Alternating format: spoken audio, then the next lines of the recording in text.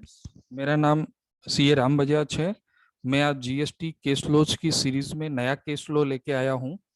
ये case law है bank attachment के इश्यू पे। जैसे कि आप सबको पता ही है कि आज की डेट में बैंक अटैचमेंट बहुत बड़ा इश्यू है।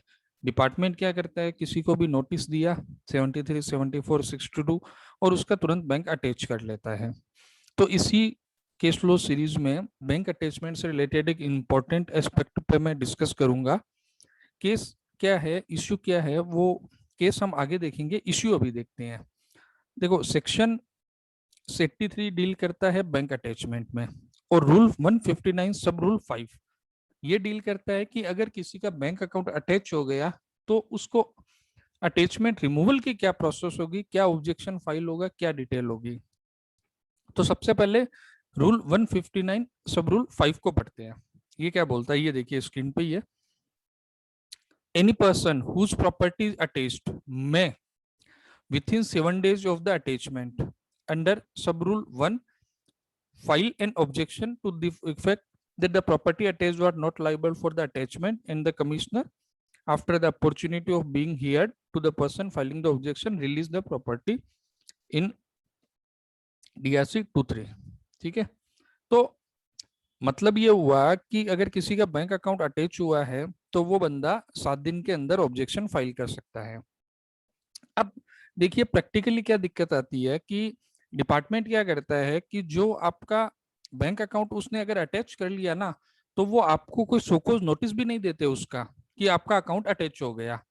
अब एक सिचुएशन समझिए कि आज उन्होंने किसी का बैंक को लेटर भेज के बैंक अकाउंट अटैच कर लिया 83 में। एसएससी को 10 दिन बाद पता चला कि उसका बैंक अकाउंट अटैच है।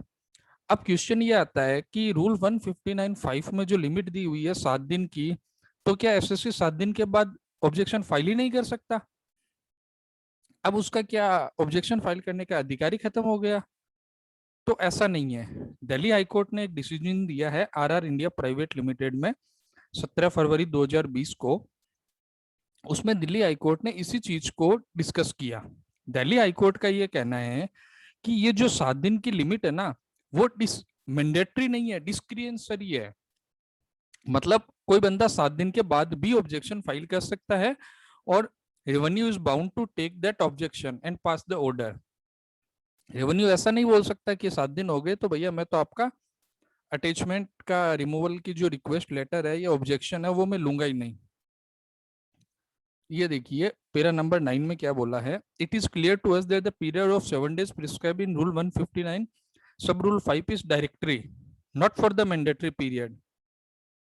Therefore, in account of delay on the part of objector, if you prefer the objection beyond the 7 days, the objection cannot be rejected on the ground of limitation. मतलब उसका objection उनको entertain करना होगा। हाँ, वो objection entertain करके उसको accept कर सकते हैं, रिजेक्ट कर सकते हैं, दैट इज द सेकेंडरी, पर वो मना नहीं कर सकते। तो ये मेरा आज का केस लो था इसी चीज पे, and request you to subscribe the channel. Thank you.